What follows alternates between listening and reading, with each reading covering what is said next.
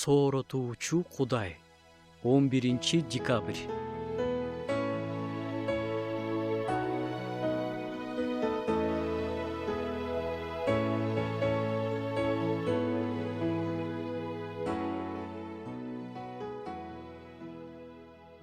Кудай бизди абдан сүйөт. Ал бизди эч нерсе бизге карабай сүйөт. Ал бизди жеткилең сүйүү менен сүйөт. Бизди канчалык сүйгөн сайын биздин бут алдыбыздагы баардык таянган таяныштарыбыздан арылтат. Денеге, адамга таянуубузду ал каалабайт. Кыйынчылык учурларда биз адатта эмне кылабыз? Биз баарын салмактай баштайбыз. Карызды бере албай калсам мындай кылам. Ал болбой калса таекеме барам. Ал дагы болбой калса жездем турат дейбиз.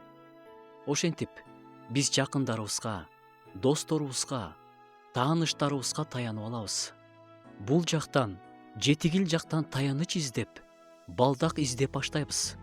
Бирок руханий өскөн сайын биз жалгыз Кудайга таянып, жалгыз гана андан жардам алып, кеңеш алганга үйрөнүшүбүз керек.